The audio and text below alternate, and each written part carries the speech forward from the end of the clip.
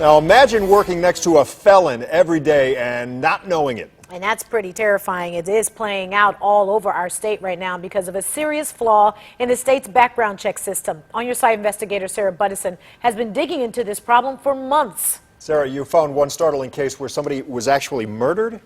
That's right, and it was a murder that could have been prevented. An example of how the background checks so many employers rely on can fail the people they're intended to protect.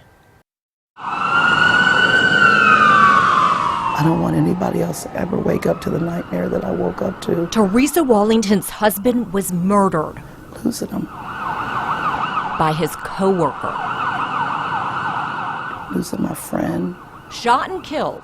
Losing those arms that wrapped around me the first time we went out on a date. A month before their 29th wedding anniversary. Knowing that everything was going to be okay. Not having that there anymore. Just as troubling, Larry's death could have been avoided.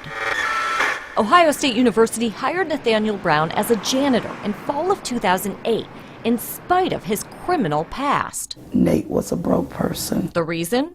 A background check missed the felony conviction that would have stopped him from working on the college's campus.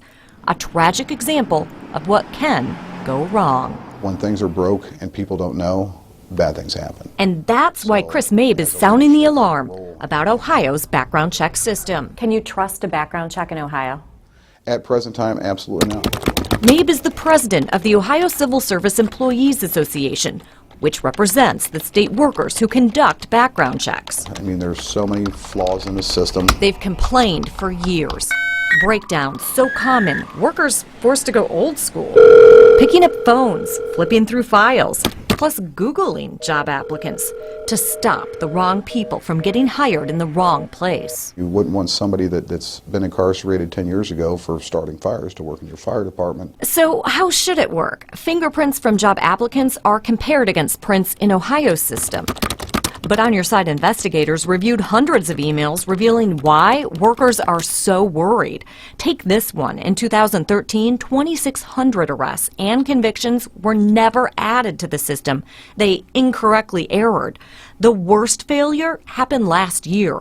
State agencies should get alerted when workers get arrested for serious crimes.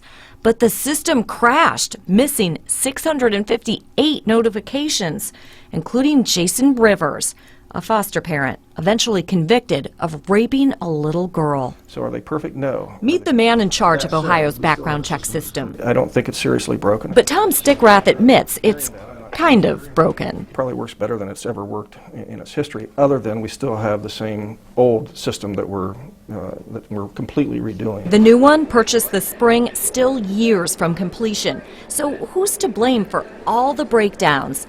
Ohio bought the current system in 1997, but never upgraded it, even though tech experts repeatedly told them to.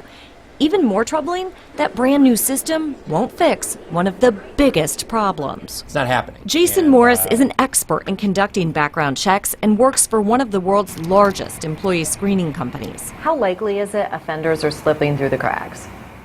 Very, very likely. Any system is only as good as the data in it. But Ohio's police departments and courts don't always do their part to keep dangerous people from getting hired in your office.